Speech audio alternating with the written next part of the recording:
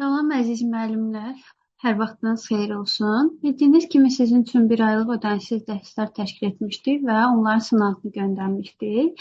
İstəyirəm mən bu videoda sizinlə paylaşılan testlərin bir hissəsini izahını qeyd edim və birinci testdən başlamaq istəyirəm. Baxaq testimizə verilmiş şəkildə məktəbə hazırlığın hansı forması və hansı bacarıq inkişaf etdirilmiş sayılır.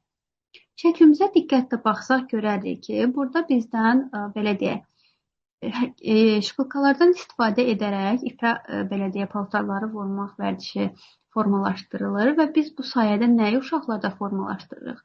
Barmaq əzələlərinin inkişafını. Və baxaq cavab variantlarına. Deməli, idraki inkişaf, rəngləri qruplaşdırma, analiz, sintez etmə bacarıqları. Baxaq, biz burada gördüyünüz kimi rənglər müxtəlifdir və həm də belə deyək, paltarlar da növlərinə görə fərqli formada düzülmüşdür. Ona görə də burada hər hansı bir qruplaşdırma bacarıqları formalaşdırılmış sayılmır. B variantına baxaq, intellektual hazırlıq, kiçik motor bacarıqları və biz bildiyimiz kimi belə deyək ki, kiçik motor bacarıqları belə deyək, intellektual hazırlıqda yox, məhz fiziki hazırlıqda götürülür. Ona görə də B variantı da doğru variant sayılmır. C variantına baxaq, fiziki inkişaf, qələm tutma bacarıqları. Bəli, bu doğrudur. Niyə? Çünki biz burada belə deyək, şpılkadan istifadə edərək kiçik motor bacarıqlarını inkişaf etdiririk, düzdür. Və biz nəticədə hansı bacarıqların formalaşdırılmasına gətirib çıxardırıq? Qələm tutma bacarıqları. Artıq uşaqlar məktəbdə qələmdən daha sərbəst formada belə də istifadə etməyi bacaracaqlar. Digər variantlara da baxaq. Şəxsiyyət yönümlü hazırlıq, kiçik motor bacarıqları. Xeyr, çünki kiçik motor bacarıqları dediyimiz kimi fiziki inkişafa aiddir. Bunda səhvdir. Və fiziki hazırlıq, məkan koordinasiya bacarıqları. Burada da hər hansı bir belə deyək, gəzmək, qaçmaq, bu kimi hərəkətlər olmadığına görə bu da belə deyək, koordinasiya bacarıqlarına aid hesab olunmur. Ona görə də doğru variant C variantı olur. Fiziki belə deyək, hazırlıq və qələm tutma bacarıqları. Əgər testlərdə belə deyək, ola bilər ki, bizdən həm uyğunluq soruşa bilər və yaxud da uyğunsuzluq soruşa bilər. Biz buna diqqət etməliyik. Əgər bizdən gördüyümüz bu test olduğu kimi uyğunluğu soruşursa, biz doğrunun altından doğrunu, yanlışın altından yanlışı tapmalıyıq. Baxaq variantlarımıza. Sosial hazırlıq, vətənpərvərlik bacarıqları nümayiş etdirir, özünü əsgər kimi aparır. Bəli, sosial hazırlığa aiddir bu və doğrunun altında qeyd olunmuşdur. Sonra doğrunun altına baxaq. Emosional hazırlıq, Nuray məktəbdən gələrkən sevinərək gəlir, dərs ləvazimatlarından səliqə şəkildə istifadə edir. Bəli, bu da doğrudur və emosional hazırlığa aiddir. Və onu deyə bilərik ki, doğrudur və doğrunun altında da qeyd olunur. Ona görə də buna da üstəgəl işarəsi qoyuruq.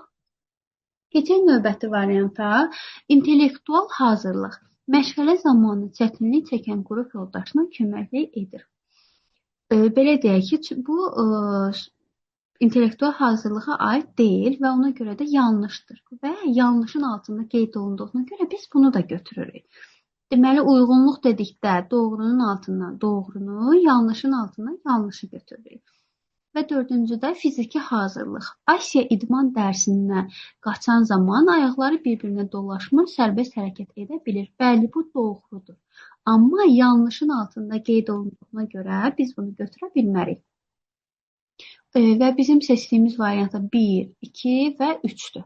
Və bizim variantımız A variantı olacaq. Verilənlərdən biri uyğunluğu pozmuşdur. A variantına baxaq. Tərbiyəçi uşaqlara tapşırıq verir ki, verilmiş qaydaya uyğun olaraq fiqurları qruplaşdırsınlar.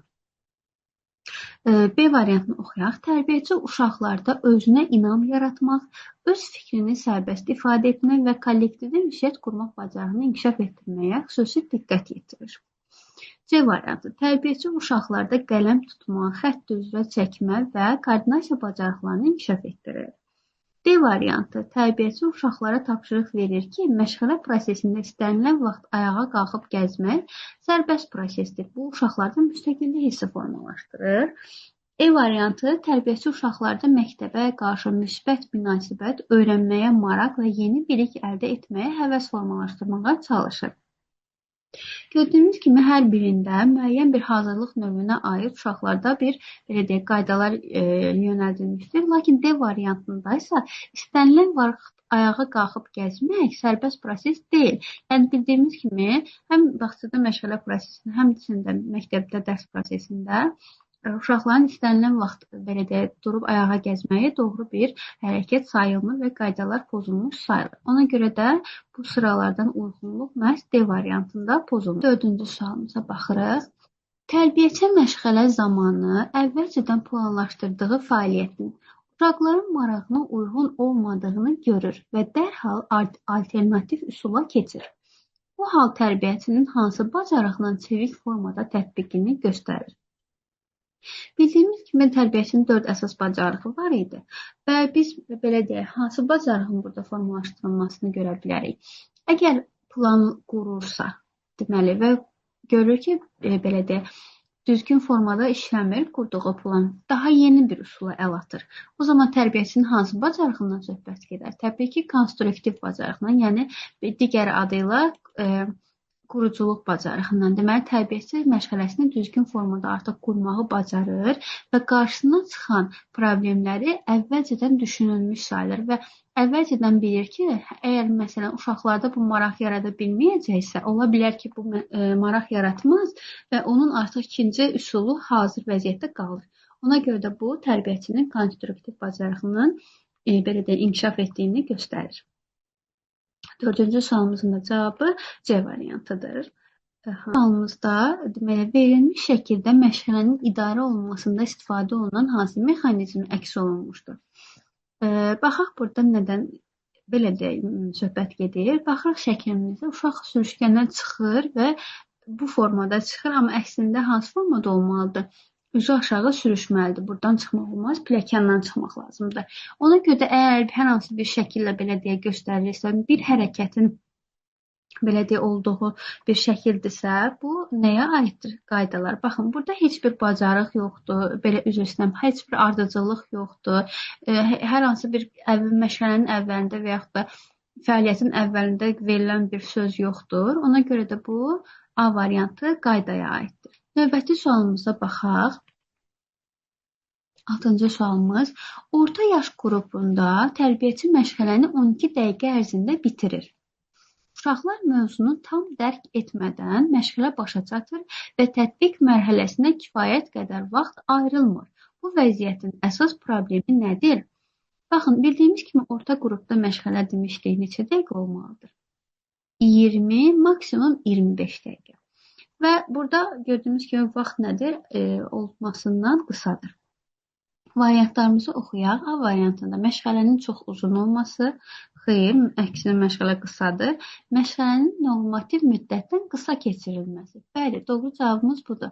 Məşğələmizin müddəti olmalıdır 20-25 dəqiqə ərzində, amma 12 dəqiqə olduğuna görə bizim tətbiq etməyə də vaxtımız qalmır. Və digər variantlarda oxuyaq. Məşğələnin motivasiya mərhələsinin uzun olması, məşğələnin refleksiya mərhələsinin düzgün aparılması, məşğələnin metodlarının düzgün seçilməməsi. Bizim burada ilk növbədə diqqət etməli olduğumuz nüans məşğələnin belə deyək, vaxtının olmasından qısa olmasıdır. Ona görə də belə deyək, normativ müddətdən qısa keçirilməsi. Ona görə də doğru variantımız B variantı olacaq. 7-ci sualımızda görək bizdən nə soruşur? Cədvələ əsasən uyğunsuzluğu müəyyən edin. Bayaq izah verdiyim kimi, əgər uyğunluq soruşarsa bizdən doğrunun altında doğrunu, yanlışın altında yanlışı. Əgər uyğunsuzluq soruşarsa doğrunun altında yanlışı, yanlışın altında isə doğrunu biz tapmalıyıq. İndi baxaq variantlara. Dərk etmə.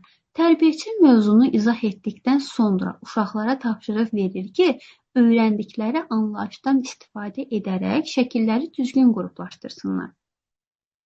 Uşaqlar müstəqil şəkildə tapşırığı yerinə yetirir. Biz məşğələnin belə deyək, mərhələlərindən danışan zaman diqqət etmişdik ki, əgər tərbiyəçi uşaqlarla özü birlikdə işləyirsə, hər hansı bir iş vərəqinin üzərində, bu dərk etmə mərhələsidir. Amma uşaqlar sərbəst şəkildə, yəni müstəqil şəkildə iştirak edirlərsə, bu tətbiq etmə mərhələsidir. Ona görə də Deməli, bu variantımız yanlışdır və doğrunun altında qeyd etdiyimizə görə və bizdən uyğunsuzluq istədiyinə görə biri götürəcəyik. Motivasiya. Tərbiyəçi məşğələyə başlamazdan əvvəl uşaqların maraqlı bir hekayə danışır. Hekayədə bir qəhrəman müəyyən problemi həll edə bilmir.